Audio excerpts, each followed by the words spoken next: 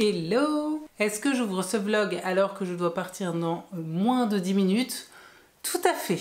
Mais je me dis que si je ne prends pas la caméra maintenant, je ne vais pas arrêter de repousser et finalement je ne vais rien filmer. Donc c'est pas grave, même si j'ai pas vraiment le temps, je me pose. Comme vous vous en doutez, suite au dernier vlog, je suis donc bien revenue de mes petites vacances. Je profite vraiment de ce tout début de vidéo d'ailleurs pour dire un grand merci à toutes les personnes qui m'ont laissé de très gentils mots suite donc à ma dernière vidéo, à mon dernier vlog et par rapport à ce que je pouvais vous y dire.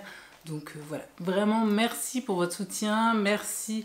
Je me doutais que vraiment les gens qui supportaient la chaîne de toute façon seraient là, attendraient quoi qu'il arrive, et c'est juste extrêmement touchant et bienveillant de votre part de m'en donner la confirmation. Donc voilà, vraiment merci énormément à vous, même si je le répète, je ne vais pas normalement arrêter les vidéos demain, encore que tout peut arriver. Durant mes vacances, je crois que je vous l'avais dit, du coup, j'étais partie à la base avec ce roman, donc Le Fils de Philippe Meyer, que j'ai débuté. Mais comme vous pouvez le voir, en une semaine, j'ai lu à peine 100 pages. Non pas que je n'aime pas ce roman, au contraire, c'est très bien écrit. C'est juste que, je vous l'ai dit, c'est vrai qu'en ce moment, j'ai un peu du mal à avoir un cerveau qui soit capable de se plonger dans des romans un poil complexes. Et là, je vous avoue que c'était un peu trop pour moi, parce que d'un chapitre à l'autre, on passe vraiment dans des temporalités très différentes. En fait, au tout début du roman, on débute vraiment avec l'ancêtre, on va dire, de la famille, donc Ellie. D'ailleurs, un chapitre assez marquant, assez coup de poing, puisque il vit donc au fin fond des États-Unis en 1800 et des patates avec son frère, sa sœur, sa mère et son père qui est parti pour le travail. Et un soir, ils se font attaquer par des Indiens d'Amérique, voilà, par les premiers peuples américains qui vont un peu les massacrer, disons les choses telles qu'elles sont. Il se passe des scènes, ma foi, pas très sympathiques et un peu heurtantes, mais ça reste vraiment hyper bien écrit. C'est des choses qui sont passées et voilà, on sent tout de suite vraiment qu'on est plongé au cœur de ces grandes terres américaines, de ce conflit entre les colons et les premiers peuples américains. Et ouais, tout le contexte et tout m'intéresse énormément, tout le contexte historique, etc., qu'on sent qui va être développé au travers de ces personnages, est hyper intéressant, mais à ce moment-là, voilà, mon cerveau n'était pas en capacité, d'autant plus que je ne sais pas si c'est l'effet vacances. Mais alors le soir, encore plus que d'habitude, l'amour et moi tombions littéralement de fatigue beaucoup plus tôt qu'habituellement. Donc franchement, une fois dans le lit, j'arrivais à lire 10-15 pages, c'est tout. Tout ça pour dire que j'ai décidé de le mettre de côté. Je vais essayer de le picorer un petit peu parce que après ce passage avec Ellie, donc en 1800 et des patates, on bascule carrément sur un autre personnage de la famille, mais genre 2-3 rangs plus bas dans l'arbre généalogique, donc avec une temporalité complètement différente. Et c'est vrai qu'au début c'était un peu déboussolant, je dirais, parce que on a des morceaux comme ça très épars de l'histoire familiale. Alors je ne doute pas qu'à la fin, voilà, on arrive à tout comprendre et que l'ensemble sera cohérent et harmonieux, mais c'est vrai que là pour l'instant j'ai pas vraiment les capacités mentales pour suivre ce type de récit, donc j'ai décidé de le mettre gentiment de côté. Comme je dis, voilà, quand je m'en sentirai les capacités, j'irai un peu le picorer. Et j'ai du coup jeté mon dévolu le week-end dernier sur un tout autre livre qui, je pense, risque un peu d'en étonner certains d'entre vous, puisque j'ai donc décidé de sortir de ma palle le premier reste du jour de ma vie de Virginie Grimaldi, ici aux éditions Le Livre de Poche. J'avais gagné, je crois, ce livre lors d'un concours. Non, je n'ai jamais lu de roman de Virginie Grimaldi. Je crois que c'est la plus grosse vendeuse de livres actuellement en France et voilà, que voulez-vous, moi ça ne m'a jamais attirée, mais je sais pas, je me suis dit, la meuf, avec ton cerveau en compote et ta capacité de concentration assez minime, ouais, ce titre peut clairement faire l'affaire, donc voilà, je l'ai débuté ouais, ce week-end, je crois vendredi dernier, et je l'ai terminé ce matin, donc je vais pouvoir vous donner mon avis du coup à propos de ça. Pas aujourd'hui parce que vous l'aurez compris, je dois partir là tout bientôt, mais normalement si tout va bien, je vous parle de ça demain parce que oui, c'est rare que j'ouvre un vlog en ayant déjà lu un roman, mais voilà, ce week-end vraiment j'avais ni l'envie ni n'étais en état de le faire, donc j'ouvre ce vlog aujourd'hui et je vous dis un petit peu demain tout ce que j'ai pensé de ça, mais en tout cas ouais, c'était on va dire plutôt étonnant. Et du coup, ayant terminé ça, ce midi, j'ai pioché autre chose dans ma palle. Et je suis donc partie sur On ne voyait que le bonheur de Grégoire Delacour. C'est le dernier roman de Grégoire Delacour qui me reste dans ma pile à lire. C'est un auteur que généralement j'aime beaucoup. C'est l'un de mes auteurs favoris ici au livre de poche. Et voilà, je viens juste vraiment de le commencer. Hein. J'ai lu un peu plus de 20 pages, donc je vous ferai un résumé, je pense, plutôt demain. Celui-là, c'est pareil, ne vous en faites pas, je vous le pitch demain sans souci. Et puis voilà, je vais tout de suite moi me mettre à mes petites affaires là que je dois faire avant ce soir. Et promis, j'essaye de vous prendre régulièrement cette semaine parce qu'il y a des choses que j'aimerais vous montrer, parce que on m'a donné des livres, j'ai reçu aussi un service presse de la rentrée littéraire. Bref, j'ai pas mal de choses à vous raconter. Mais pour ça, encore faut-il que je trouve le temps et l'énergie. Et c'est pas toujours gagné d'avance. Ah, et sinon, rien à voir, mais cette petite chose poilue là, il y a quelques jours, a eu, mesdames et messieurs, 14 ans. Oui, oui. Ah bah, quand je l'appelle ma petite vieille, c'est pas pour rien. Et elle a été pourri gâtée par sa cat-sitter qui lui a offert deux petits jouets, un petit plaid. Elle est bien là, notre mamicha. Voyez-moi, elle vit sa best life. Bon, je vais pas vous mentir, j'ai très longtemps hésité entre me laisser aller à faire une sieste et venir vous faire un retour lecture. Très clairement, on en est là.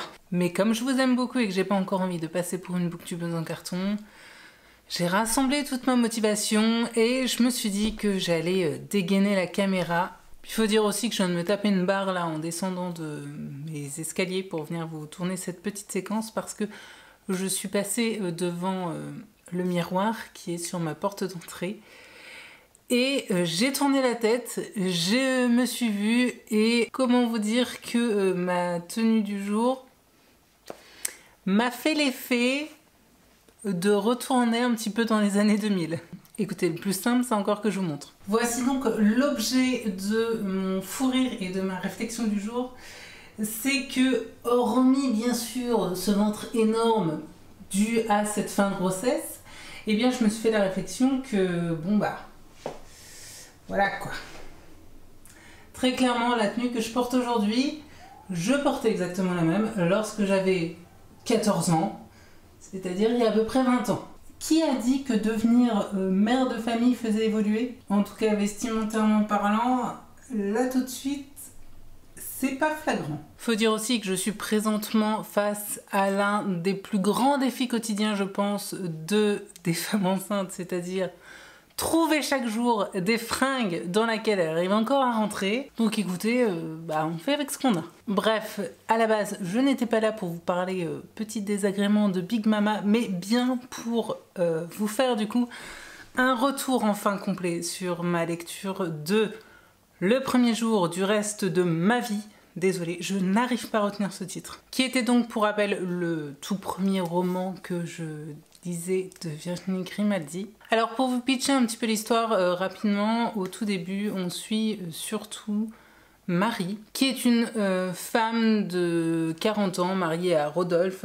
Rodolphe qui est, disons-le, un sacré goujat qui trompe allègrement sa femme. Et on va dire que Marie se réveille un petit peu durant ses 40 ans en se disant que vraiment elle n'a pas du tout la vie qu'elle avait rêvée à la base. Elle n'a jamais travaillé, elle a toujours été aux petits soins de son mari qui clairement ne lui rend absolument pas.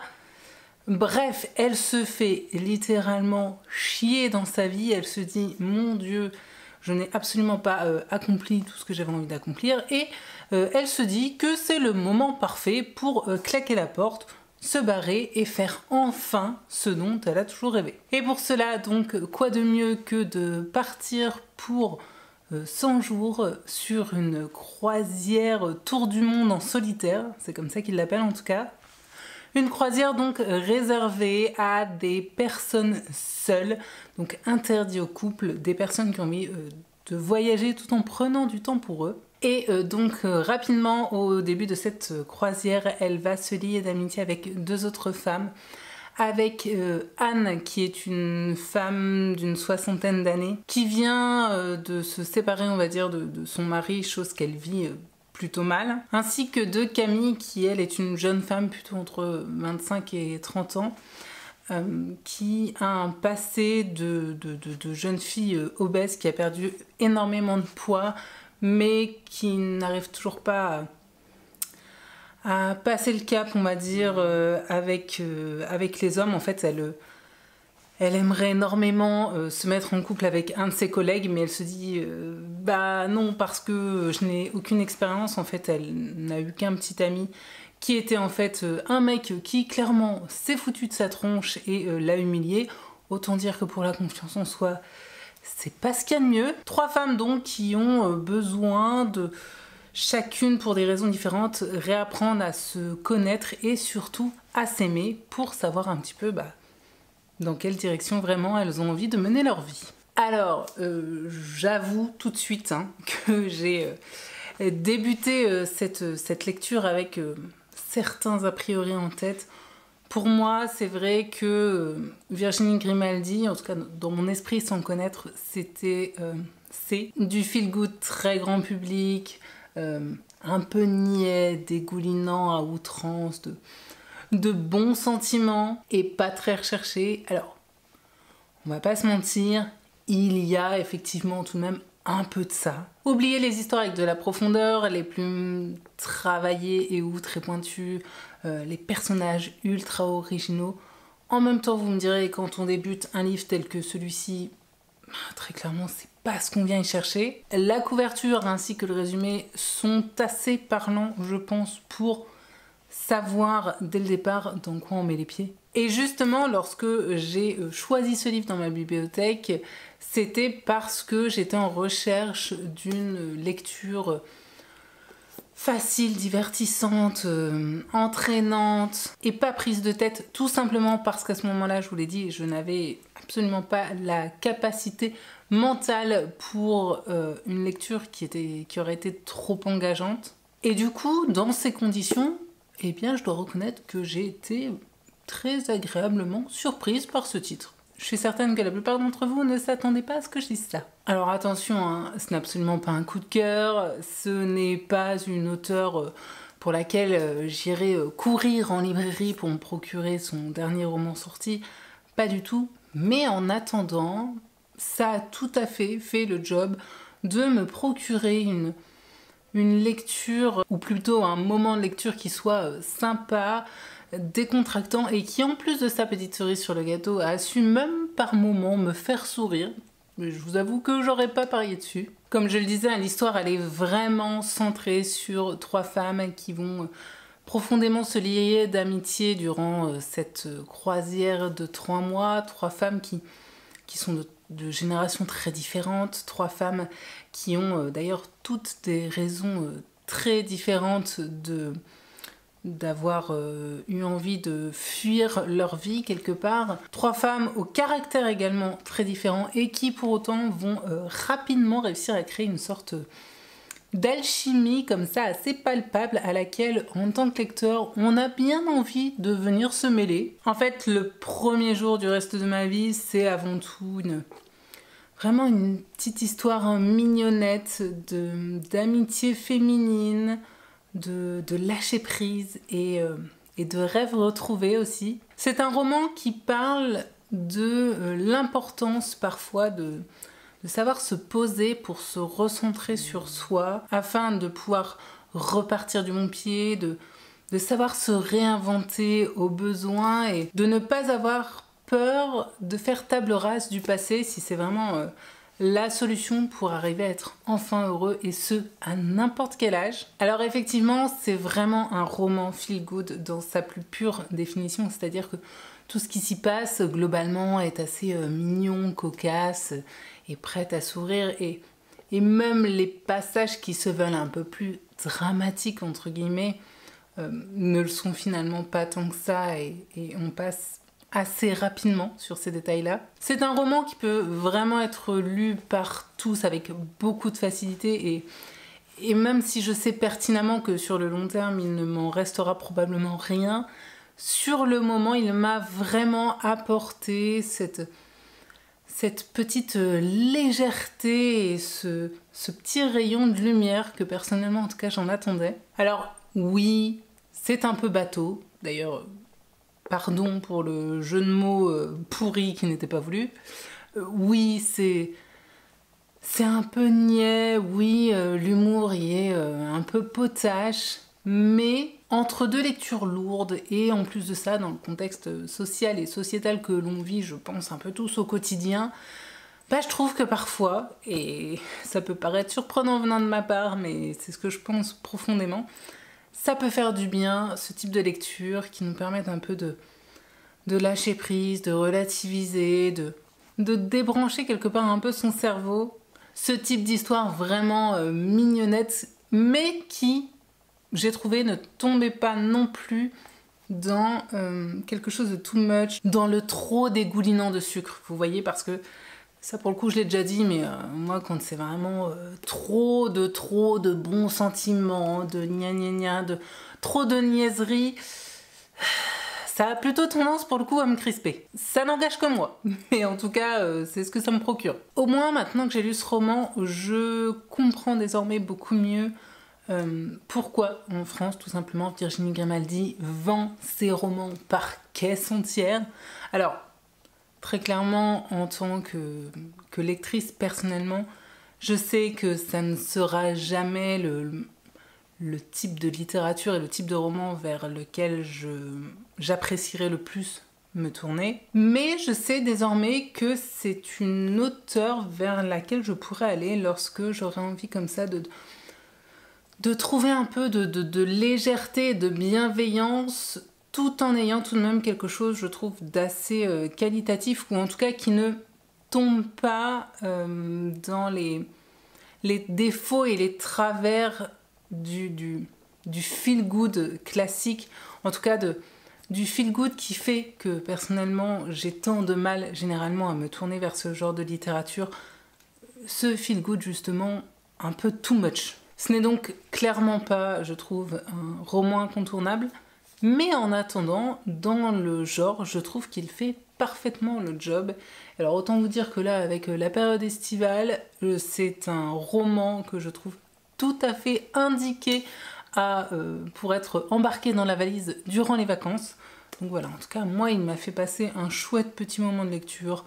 C'était drôle, c'était mignon, sans non plus être, comme je le disais, trop dégoulinant de sucre et de mièvrerie. Donc voilà. Vraiment, je vous avoue que je partais absolument pas confiante et je suis la première surprise par le fait qu'au global, j'ai plutôt bien apprécié cette lecture. Bon, après, faut pas déconner, je reste tout de même ride et ce que je préfère, ça reste les romans noirs, les histoires un peu moins mignonnettes, dirons-nous. Et en même temps, comme j'avais pas non plus envie de tout de suite replonger dans un truc trop sombre et qui me demanderait aussi peut-être trop de, comme je disais, de capacité mentale, j'avais envie en plus de ça, de choisir un roman assez court. Donc comme je vous l'avais dit, je suis partie sur On ne voyait que le bonheur de Grégoire Delacour, qui est l'un de mes auteurs favoris. Alors là, c'est du roman contemporain, mais avec généralement des personnages quand même beaucoup plus ciselés que le Virginie Grimaldi, et des parcours de vie, des histoires et des trajectoires qui sont souvent un peu semés d'embûches, qui sont pas toujours très lumineux pour le coup. Et bah là, c'est un peu, je pense effectivement, ce que je vais y retrouver, parce que dans ce roman, on suit donc Antoine, si je ne dis pas de bêtises, ouais c'est ça. Antoine qui a la quarantaine, qui, alors lui son taf, c'est lorsqu'il y a un accident, un litige, etc., les assurances l'envoient sur les lieux d'accident et autres, l'envoient en tout cas faire des enquêtes pour définir finalement quelles sont les responsabilités ou non des différents plaignants, afin de savoir qui dédommager et à quelle hauteur. Et alors ce que j'aime beaucoup dans ce roman pour l'instant, c'est qu'en fait chaque chapitre porte comme nom une valeur pécuniaire. Par exemple, là j'ouvre, j'ai 2 fois plus cher. Pour le coup, c'est pas une valeur pécuniaire, mais vous comprenez, ça se rapporte à l'argent. 10 chiffres, 200 € de plus, 1 franc. Enfin voilà, il y a vraiment, en fait, tout du long, Antoine nous raconte sa vie, mais aussi son passé, son enfance plus particulièrement, au sein d'une cellule familiale dans laquelle, comment dire, il n'a pas forcément pu recevoir tout l'amour et l'équilibre qu'il aurait peut-être dû avoir, parce qu'on sent qu'il n'a pas été franchement désiré par ses parents qui se sont rencontrés un peu par hasard. Son père était préparateur en pharmacie, sa mère, je crois qu'elle bossait pas vraiment, elle était voilà, très belle et se laissait vivoter, et puis donc cet enfant est arrivé, pas vraiment désiré, sa mère ne s'en occupait pas. Par la suite, ils ont eu des jumelles qui, pour le coup, ont été beaucoup plus choyées. Donc il y a aussi cette espèce de différence très malsaine entre les différents membres de la fratrie. Et puis donc cette mère, comme je le disais, qui se laisse aller, qui, on le sent tout de suite, a un côté assez suicidaire, qui a aussi des problèmes avec l'alcool. Et donc chaque chapitre nous raconte non seulement sa vie au présent, mais aussi, du coup, comme je le disais, son enfance. Et dans chacun d'entre eux, on a donc un détail, un élément qui va nous ramener à une valeur pécuniaire et qui tend à raccrocher bizarrement la vie à chaque fois à une certaine valeur pour le meilleur et bien souvent pour le pire. Enfin bref, pour l'instant j'en parle très mal, en même temps j'ai lu 40 pages, donc voilà, autant vous dire que je n'en suis vraiment qu'au début, mais j'aime beaucoup. Alors le personnage d'Antoine n'est pas très attachant, mais je pense que cela est tout à fait normal et que c'est voulu par l'auteur. Je retrouve la plume de Grégoire Delacour que j'aime beaucoup. Là on est vraiment dans une écriture très dans le ressenti, presque viscérale, avec beaucoup d'accumulation parfois, d'accumulation par moment, avec des phrases parfois du coup très longues, très foisonnantes, mais qui... Désolée, j'ai été coupée par un appel. Bref, j'étais en train de dire que en même temps cette écriture rend, je trouve, tout à fait cette idée de pensée et de sentiments très foisonnants. Donc bref, pour l'instant, ça me plaît beaucoup. Je vous avoue qu'en même temps, je suis un petit peu triste parce que je me dis qu'après celui-là, je n'aurai plus de Grégoire Delacour qui m'attendra dans ma pile à lire. Mais bon, que voulez-vous, c'est comme ça. Il faut bien qu'à un moment, on arrive au bout de la bibliographie d'un auteur. L'avantage, c'est que le monsieur est toujours vivant et que donc, normalement, j'imagine qu'il devrait continuer à écrire encore quelques années. Je m'y remets, moi, dès que possible. Ce soir, je suis pas certaine de lire beaucoup, mais... J'allais dire demain, normalement, ce sera le cas. Mais en même temps, demain, j'ai prévu... de vous tourner au moins une vidéo parce que là, comme je l'avais dit, il faut vraiment que j'essaye de tourner un maximum de vidéos d'avance pour vous prévoir du contenu à l'avance, parce que parce que la fin est proche les amis et qu'à un moment je sais que ce sera vraiment plus possible. Donc voilà, je vais faire au mieux en tout cas dès que j'ai avancé ou terminé, comme d'hab, je viendrai vous dire ce que j'en ai pensé. Et puis je vous montrerai aussi, j'essaierai de vous prendre demain pour vous montrer quelques petits livres qui sont arrivés chez moi. J'espère que ces modestes aventures dans mon quotidien et mes lectures vous plaisent toujours autant. Si c'est le cas, vous le savez, pour soutenir la chaîne, pensez à mettre des petits pouces levés. Et je vous reprends dès que possible. Ça y est, je prends je trouve enfin le temps de revenir vous voir. Bon, alors, comme d'habitude, le week-end, généralement, je n'allume pas la caméra parce que je suis en famille et que, très sincèrement, j'ai autre chose à faire. Mais malgré tout, vous devez sûrement vous en douter, ce week-end, sans grande surprise, j'ai donc terminé On ne voyait que le bonheur de Grégoire Delacour. Je m'excuse par avance si vous m'entendez potentiellement très essoufflée. Ce sont l'une des joies de la fin de grossesse. Voilà.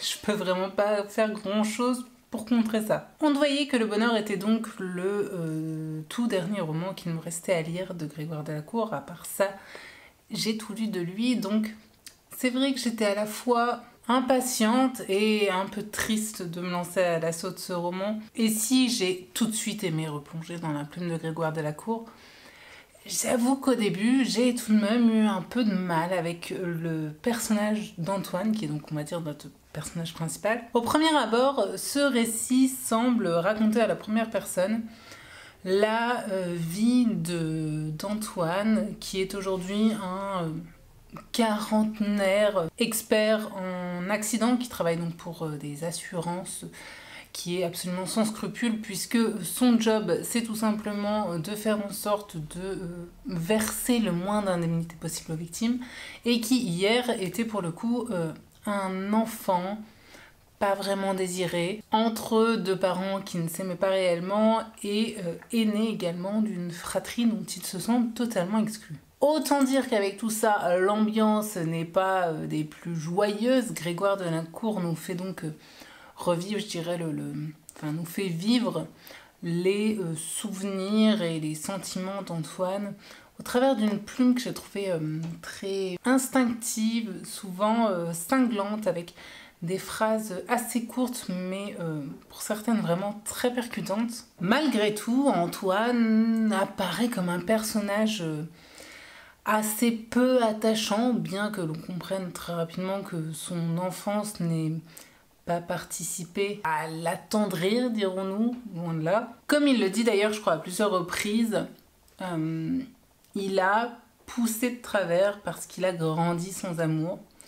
Et c'est vraiment là, pour moi, tout le cœur de ce roman. On voyait que le bonheur, c'est l'histoire finalement d'une enfance brisée, alors non pas par la violence parentale au sens premier du terme auquel on l'imagine, mais par une violence plus insidieuse, plus pernicieuse, faite de silence, d'absence, d'abandon et ouais, d'absence de mots et de gestes d'amour. C'est vraiment un roman qui parle du coup des traumatismes de l'enfance, comment ceux-ci ont tendance à suivre du coup l'adulte que devient cette personne, l'adulte qui se construit, qui grandit, et comment malheureusement parfois la victime de ces traumatismes peut avoir tendance à justement reproduire les mêmes schémas parfois même s'en rendre compte. Cette histoire rappelle parfaitement bien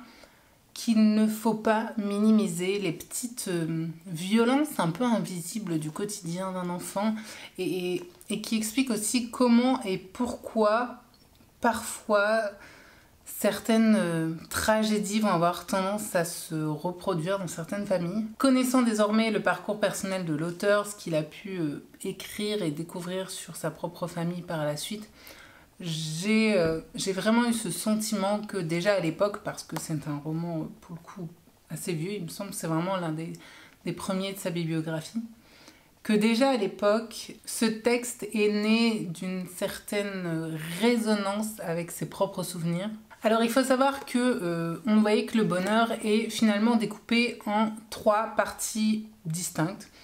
La toute première, c'est celle dans laquelle Antoine, comme je le disais, raconte sa vie et son passé à la première personne. Et c'est très clairement la partie que personnellement j'ai le moins appréciée. Tout simplement parce que je n'arrivais pas à voir d'atome crochu avec cet homme, malgré, comme je le disais, son passé franchement douloureux. Cependant, cette première partie se termine sur une scène, alors que pour le coup je n'avais absolument pas vu venir et qui est clairement venue me piquer au vif, qui m'a même carrément laissé sur les fesses. Puis vient ensuite donc la deuxième partie avec toujours un discours à la première personne, mais avec pour le coup une histoire que je qualifierais de très différente. J'étais alors curieuse, bien qu'un peu déconcertée, je l'avoue.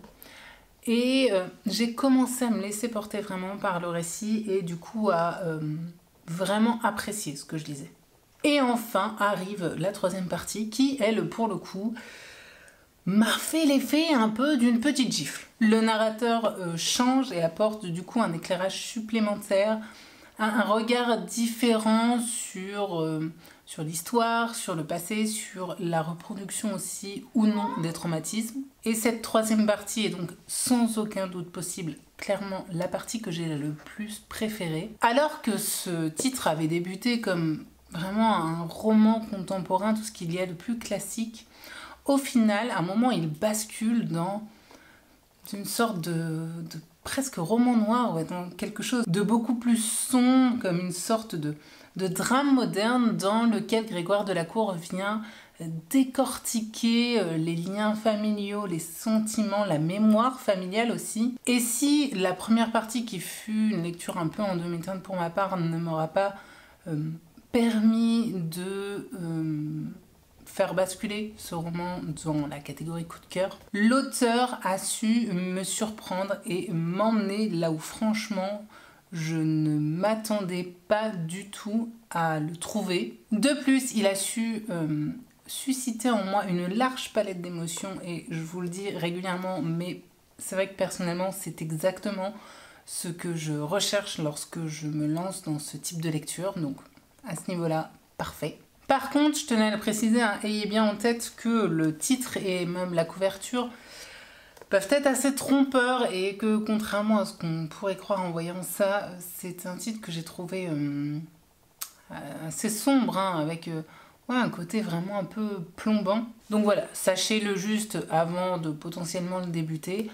Pour ma part, c'est un roman qui ne fait que confirmer mon amour et mon attachement tout particulier à Grégoire de la Cour, à sa plume, à son univers. D'autant plus, j'ai envie de vous dire, lorsque, comme ici, il plonge le lecteur dans les turpitudes et les remous des sentiments et de la famille surtout. En bref, si je devais résumer, je dirais que dans l'ensemble, c'est tout de même une très belle réussite, dont en plus de ça, je pense que pour le coup, je vais vraiment me souvenir un petit moment. Voilà, donc lecture, comme je le disais, pas un coup de cœur, mais dans l'ensemble quand même plutôt une très chouette réussite. Et donc, qui dit lecture terminée dit que forcément j'allais en débuter une autre dans la foulée. Et qu'ai-je choisi? Eh bien, je suis au regret de vous dire que j'ai fait une rechute. Voilà. Il y avait longtemps, beaucoup trop longtemps, et j'étais du coup en manque. Ouais, comme une junkie, je pense, en manque de Stephen King. J'ai donc décidé de sortir un roman de Stephen King. Alors, je vous avoue que j'ai pas mal hésité. J'ai franchement pensé à relire, j'allais dire sur la route, pas du tout, à relire Marche ou crève, donc de Stephen King, qui est l'un des premiers King que j'ai lu, que j'avais adoré. Tout simplement parce que si vous ne le saviez pas, une adaptation cinématographique est en cours de production, si je ne dis pas de bêtises. Donc j'aimerais vraiment beaucoup relire le roman avant de potentiellement voir cette adaptation qui, au demeurant, vu les premières images, a l'air franchement pas mal. Mais je sais pas, ça fait des mois, voire même peut-être bien une année maintenant que j'ai ce titre qui me trotte en tête. Donc là, je me suis dit vraiment, vas-y, lance-toi. Si t'as toujours Billy Summers qui te revient à l'esprit, c'est pas pour rien. En plus de ça, grosse, on va dire, ironie, c'est quand même le seul titre de King que l'amoureux a lu et que je n'ai pas encore lu. Vraiment, le seul. Donc voilà, je me suis dit qu'il était franchement temps de le sortir de ma pile à lire. Alors, pour ceux qui ne le sauraient peut-être pas, Billy Summers n'est ni plus ni moins qu'un tueur à gages. Un tueur à gages, mais attention, hein, qui ne tue que les méchants, hein, pas les gentils. Et qui donc, au début de cette histoire, va être embauché pour un dernier coup. Lui, il a franchement envie de raccrocher, il a plus envie de faire ça, mais on lui propose une somme plus que rondelette pour donc dégommer un dernier méchant.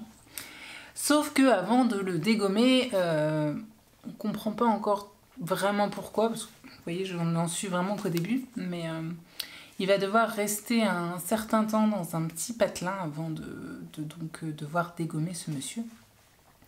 Et sa couverture pour rester donc dans ce patelin sans se faire griller par les habitants et autres, ça va être celle d'un écrivain.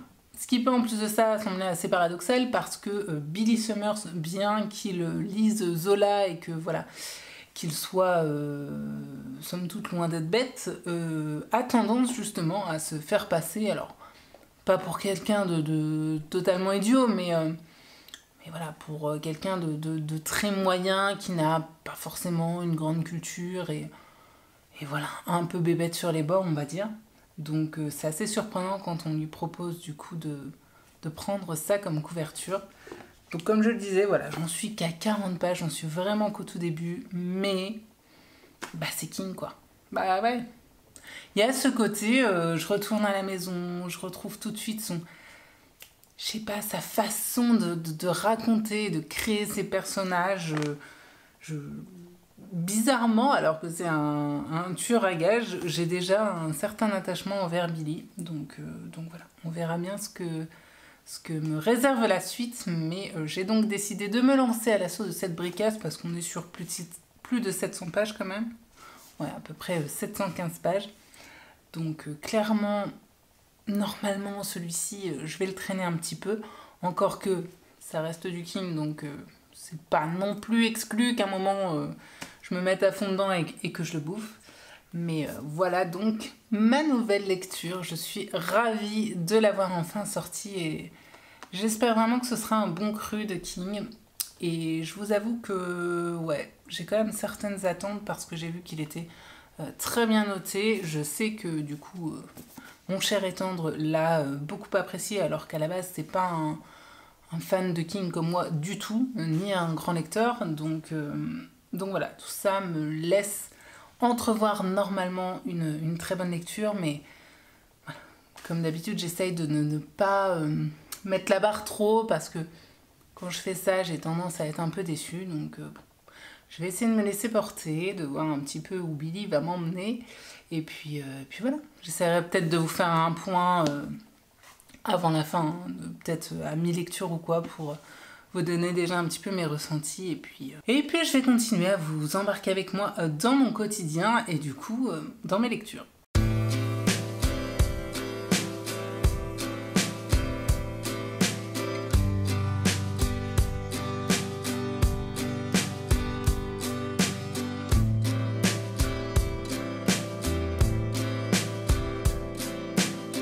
Une fois n'est pas coutume, je vous reprends en début de semaine. Le week-end est passé et comme d'habitude, je n'ai pas sorti la caméra. Mais par contre, j'ai bouquiné. J'ai même bien bouquiné parce que, comme vous pourrez le voir, il me reste très peu de pages à lire de Billy Summers. Donc vraiment, je vais essayer de le terminer là ce matin pour vous en faire un retour.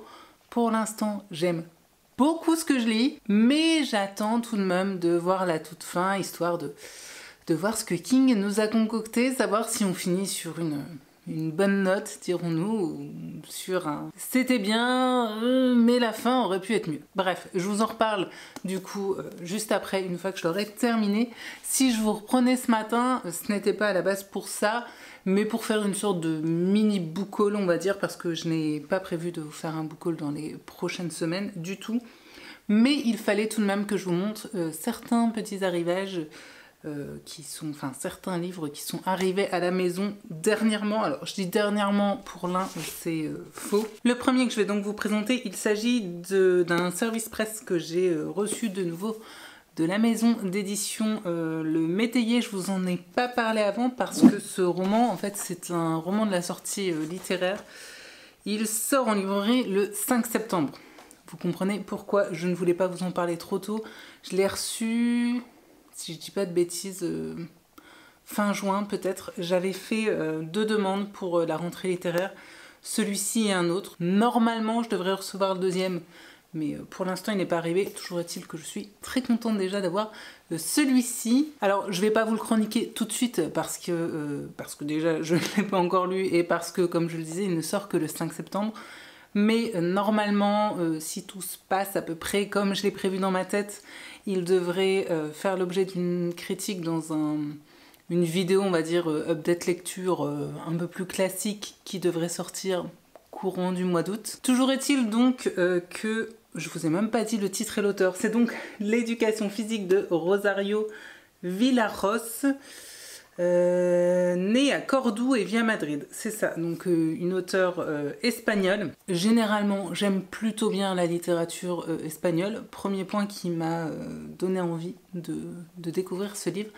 Et en plus de ça, on va être sur une histoire qui apparemment va nous plonger, nous lecteurs, ou replonger plutôt dans un peu les turpitudes de l'adolescence, et si c'est bien fait, c'est quelque chose que j'aime beaucoup, parce que donc on va suivre une jeune fille, Catalina, qui a 16 ans, qui un soir, on ne sait pas pourquoi, elle quitte précipitamment la maison, le domicile d'une de ses amies chez qui elle était, et pour rentrer chez elle, elle fait du stop, bien que ses parents lui aient toujours interdit de faire du stop, et que elle a un petit peu peur de faire des mauvaises rencontres. Bref, toujours est-il donc qu'elle veut absolument rentrer avant l'heure du couvre-feu que lui ont imposé ses parents. Et donc j'imagine, enfin de ce que j'ai compris, durant ce parcours entre chez sa copine et chez ses parents, on va explorer un peu les sentiments et les pensées parfois complètement contradictoires qu'on peut avoir durant cette période de l'adolescence. Et il y a autre chose qui m'avait vraiment donné envie, c'est que on nous dit avec un suspense digne d'un thriller, on va suivre ses pensées comme une expérience intime, parfois déroutante, parfois contradictoire, mais surtout intense, comme tout ce qu'on vit à l'adolescence. Je suis assez d'accord avec ça, et puis le côté potentiellement un peu thriller, bon, j'espère qu'on me survend pas, je dirais, trop de suspense, mais en tout cas, rien que cette phrase-là, moi, c'est bon, il m'avait attrapé et m'avait donné envie de le découvrir. Donc voilà, normalement, celui-ci passe dans les prochaines semaines, et comme je vous le disais, je vous en ferai donc une review au cours du mois d'août. Autre phrase qui donne bien envie, un livre parfaitement actuel sur le désir de liberté et le corps féminin comme champ de conflits émotionnels, affectifs et politiques. Un roman juste, universel et plein de tendresse. Autant dire que vraiment je mise pas mal sur celui-ci, donc j'espère vous en reparler en bien. Et sinon, j'avais encore d'autres 4 petits livres que je voulais vous montrer. Le premier, il s'agit d'un cadeau que j'ai reçu pour mon anniversaire, très très gentiment de la part de Séverine, qui est donc une abonnée qui ne manque jamais de penser à moi, que ce soit pour mon anniversaire ou pour Noël. Donc, je l'ai déjà remerciée, mais j'en profite une fois de plus pour vraiment dire un grand merci à Séverine, qui a toujours ces petites attentions qui font extrêmement plaisir. Elle m'a donc fait envoyer Maléfice de Maxime Chatham aux éditions Pocket, et je ne relirai pas le résumé parce que, si je ne dis pas de bêtises, ce titre est le 5e tome, je crois, d'une saga. Autant dire que c'est un signe de Séverine pour que je me mette un bon gros coup de pied aux fesses et que je découvre enfin la saga en question. Donc bah, vous l'aurez compris, celui-ci Vous ne le verrez pas chroniquer sur la chaîne avant un petit moment parce qu'il faut d'abord que je lise les autres tomes.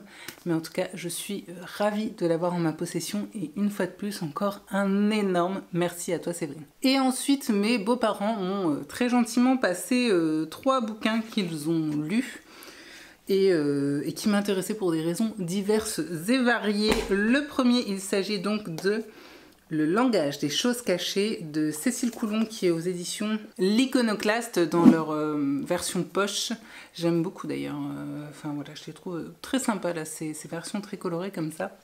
De Cécile Coulon, moi j'avais lu Une bête au paradis que j'avais beaucoup aimé et c'est vrai que depuis, je crois que j'ai au moins un autre titre d'elle dans ma pile à lire qui m'attendent et je ne l'ai pas lu, je ne sais pas pourquoi.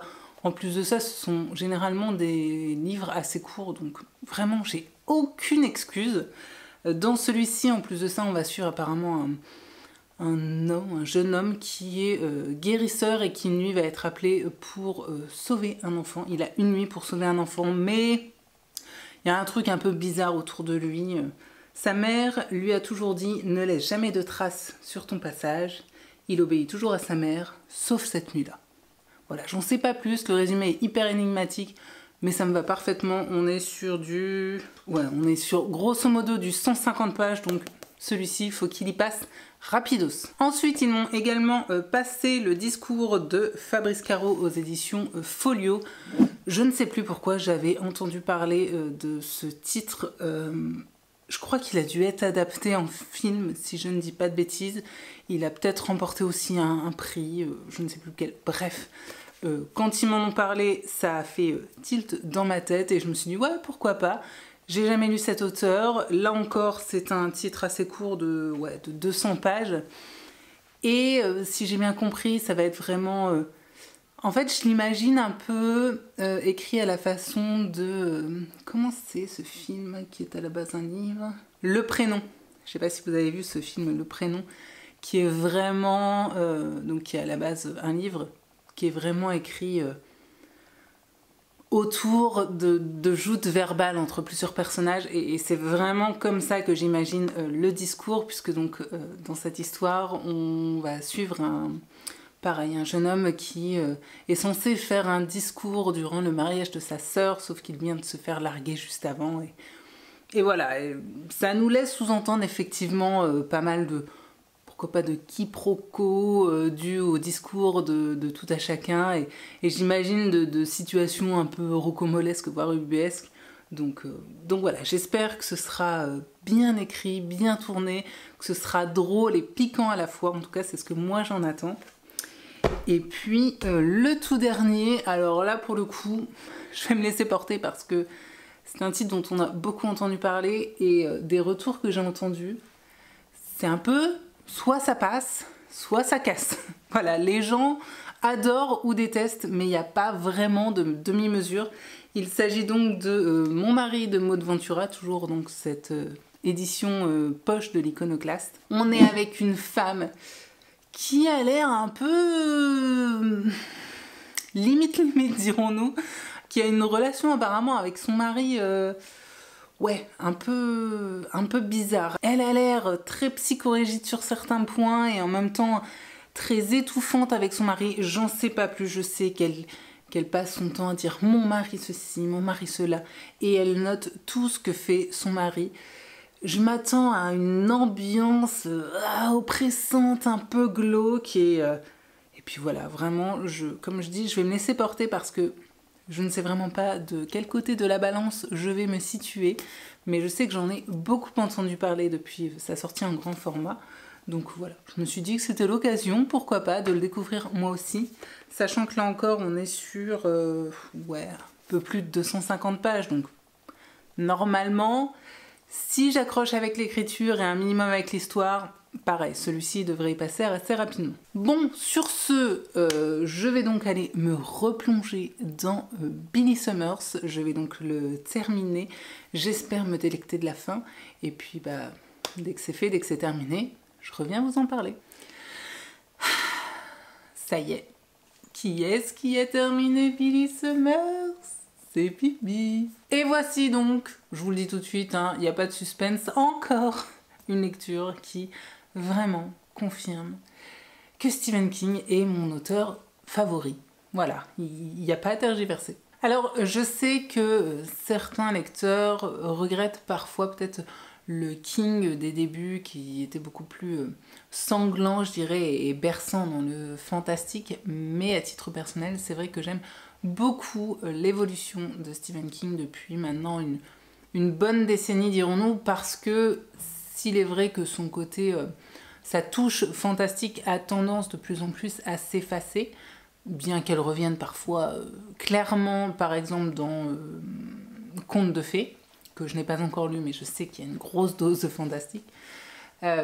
Son côté, je dirais, plus humaniste et un peu portraitiste de ses semblables, c'est quant à lui grandement renforcé. Et si perso j'apprécie toujours lire un Carrie ou un Ça dans lequel il y est clairement question d'éléments surnaturels, c'est vrai que j'adore vraiment quand King dépeint la réalité, la société américaine, les liens sociaux avec toute la noirceur, le cynisme, mais aussi la justesse de ton dont il est capable. Et avec Billy Summers, vous vous en doutez, ça n'a pas manqué, parce que, sans surprise, on est donc avec ce anti-héros qui est vraiment construit tout en nuances de gris, tant et si bien que, malgré le fait qu'il s'agisse d'un tueur à gages, eh bien, j'ai profondément aimé ce personnage. Les éboueurs entrent en action dans ma rue, donc je vous propose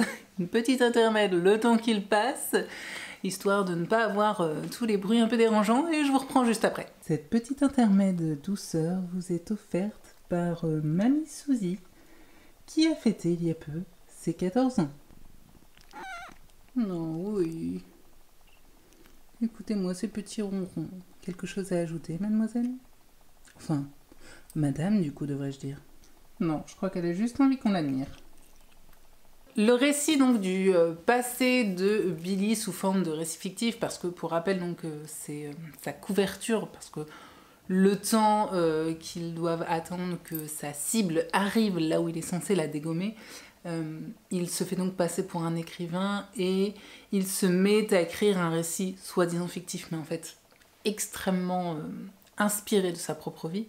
Et donc ce récit fictif permet non seulement de comprendre son parcours et aussi peut-être, pourquoi pas, de comprendre pourquoi aujourd'hui sa vie est telle qu'elle est, mais permet aussi à Stephen King d'aborder la thématique de la guerre et des horreurs qu'elle engendre, puisque, on l'apprend très rapidement, Billy est en fait un ancien Marines qui a servi en Irak. En plus de ce sujet, on retrouve, comme très très souvent dans les romans de King, ici d'autres thématiques récurrentes de l'univers de l'auteur, comme par exemple le métier d'écrivain, et plus particulièrement donc je dirais la naissance un peu de cette passion de l'écriture qui peut être dévorante, mais aussi la thématique de la foi en Dieu. D'ailleurs, dans ce roman-ci, je dirais que c'est plutôt la thématique de la perte de la foi, plus exactement, qu'il vient décortiquer. Une perte qui peut survenir, et on peut tout à fait le comprendre, notamment face à l'injustice ou encore lorsqu'on expérimente malheureusement certaines horreurs du monde. Il aborde aussi, et j'ai trouvé ça très intéressant, le sujet de, comment on appelle ça? J'ai un trou de mémoire d'un coup, du choc post-traumatique. Alors, forcément, notamment autour d'un soldat qui a vécu la guerre, hein. On a beaucoup de récits qui abordent ça par rapport à la guerre du Vietnam qu'a donc fait les États-Unis, mais donc ici on est un peu sur la même chose avec l'Irak, hein, une guerre reste une guerre, mais il le fait aussi au travers d'un autre personnage que je vous laisserai découvrir parce qu'il arrive, je dirais, bien à la moitié du roman.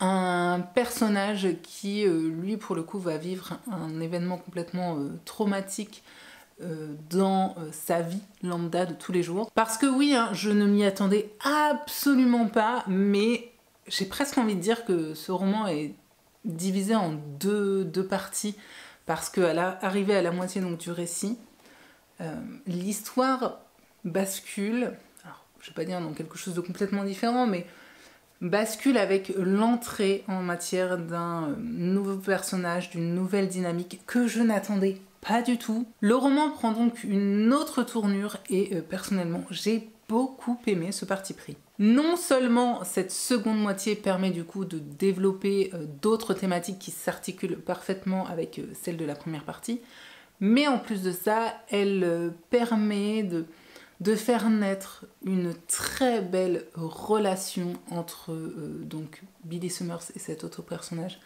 que personnellement j'ai adoré. En fait, Billy Summers, c'est une histoire qui débute comme une sorte de thriller somme toute classique aux accents un peu tarantinesques, je dirais, et qui finalement termine, ou en tout cas évolue en une histoire de vengeance dans laquelle les sentiments sont clairement au rendez-vous. C'est une histoire, croyez-moi, bien plus complexe et profonde que ne peut le laisser sous-entendre le résumé. Enfin bon, après, avec King, j'ai envie de dire, cela n'a rien de surprenant, bien au contraire. Si vous connaissez un petit peu cet auteur, vous devez savoir que généralement, on est quand même sur des histoires avec plusieurs degrés de lecture, avec une masse assez importante de thématiques assez profondes, sociales, sociétales, et personnellement, c'est ce que j'adore chez lui. Alors, comme dans la plupart de ces titres assez récents, il y est parfois un petit peu question de politique. On sent que vraiment la politique, et notamment la politique de son pays, c'est quelque chose qui travaille énormément King. Même si là, pour le coup, je vous le dis tout de suite, ça reste quand même plutôt soft. Il ne manque malgré tout jamais une occasion de tirer à boulet rouge sur Monsieur Trump. En même temps, j'ai envie de dire qui pourrait l'en blâmer, hein. Et puis, une fois de plus, et pour mon plus grand bonheur, Billy Summers est le parfait exemple que, oui, Monsieur Stephen King sait écrire de très bonnes fins. Pas à tous les coups, je vous l'accorde. Il a quelques romans pour lesquels les fins laissent à désirer, mais malgré tout, je trouve vraiment que globalement, cet auteur ne mérite pas la réputation d'auteur ne sachant pas écrire des fins qui lui collent à la peau depuis beaucoup trop longtemps. Personnellement, j'ai trouvé la fin de cette histoire absolument parfaite. Voilà, il n'y a rien à dire. Pour moi, elle est parfaite. Pour tout vous dire, cette fin a presque réussi même à me faire verser ma petite larme, ce qui n'arrive vraiment pas souvent. Et puis alors, par contre, comme c'est très régulièrement le cas, j'ai bien sûr apprécié un peu tous les petits easter eggs que l'auteur a disséminés dans son roman, ce qu'il fait quasiment dans tous ses titres. Ici, on a notamment un lien avec l'hôtel Overlook, donc du roman Shining, et franchement j'ai adoré. Pour moi, Billy Summers est donc un très bon roman de Stephen King, qu'en plus de ça, vous l'aurez compris, j'ai franchement dévoré, hein, malgré ses un peu plus de 700 pages, je l'ai lu très rapidement parce que, contrairement à d'autres de ses romans, pour le coup, j'ai vraiment trouvé qu'il n'y avait pas de longueur dans cette histoire. Le récit est rythmé juste ce qu'il faut et les personnages sont tous parfaitement ciselés. Durant ma lecture, j'imaginais dans ma tête à la perfection chacune des scènes et je suis absolument persuadée que c'est une histoire qui n'aura aucun mal à être adaptée au cinéma dans les années à venir. Vraiment, j'en discutais d'ailleurs avec l'amoureux et il avait eu aussi cette impression d'ailleurs quand il l'avait lu. Et on se demandait quel acteur est-ce qu'on verrait dans le rôle de Billy Summers. Par exemple, un Leonardo DiCaprio, je pense, serait parfait. Je vous dis, avec cette petite touche à la Tarantino, il y a vraiment moyen, pourquoi pas, d'en faire un truc très cool et sans oublier non plus cette petite dose d'émotion. En tout cas, s'il finit par être adapté, à coup sûr, je me ruerai dans les salles obscures pour pouvoir me replonger dans cette histoire que j'ai vraiment adorée et qui, je le sais, me restera en mémoire un bon moment. Vraiment, pour le coup, que dire de plus que pour moi, ce fut un petit coup de cœur et je veux toujours plus de King dans cette veine-là parce que moi, c'est vraiment le King qui me parle tout particulièrement. Voilà, je suis donc ravie de l'avoir lu, de l'avoir en plus de ça, je vous dis, dévoré très rapidement. C'était trop cool et je ne peux que vous le recommander. Sur ce, je n'ai pas du tout commencé à monter ce vlog, mais à mon avis, il va être déjà beaucoup trop long, donc je pense que je vais m'arrêter là tout de suite. Normalement, pour ce qui est des prochaines vidéos, ce ne sera pas un vlog. J'ai prévu un top ainsi que un tag. Et je vous dis, je pense qu'il y aura aussi une vidéo point lecture un peu plus classique qui devrait arriver courant août. Mais bon, comme vous le savez, il y a aussi un événement qui peut arriver du jour au lendemain, grosso modo. Donc, je ne jurerai de rien. J'espère en tout cas que, quoi qu'il arrive, vous serez au rendez-vous sur la chaîne, que vous me soutiendrez en vous abonnant et surtout en mettant des petits pouces levés et des petits commentaires parce qu'il paraît que YouTube aime ça et que c'est une façon comme une autre d'essayer de faire remonter un petit peu les vidéos d'une chaîne, parce que vous le voyez, hein, les vues dernièrement ne sont pas folichonnes. Alors là, j'ai aussi complètement conscience que juillet, août, les gens ont clairement autre chose à faire que de passer leur vie devant YouTube. Je le comprends à la perfection. Mais c'est vrai qu'en tant que créateur, quand on voit le temps que ça nous prend finalement, alors non seulement de filmer, mais surtout derrière de tout monter, d'exporter, etc. Quand en plus de ça, il n'y a pas des galères de logiciels ou d'ordinateur, bah c'est vrai que voilà, on est quand même toujours heureux, il y a ce côté un peu gratifiant de voir qu'il y a des vues et que les vidéos plaisent. Bref, j'arrête là mon blabla qui ne vous intéresse sûrement pas. Je vous dis, je l'espère, à très bientôt et comme d'habitude, jusqu'à la prochaine. Je vous souhaite bien sûr paix, amour et littérature dans vos cœurs. Bye!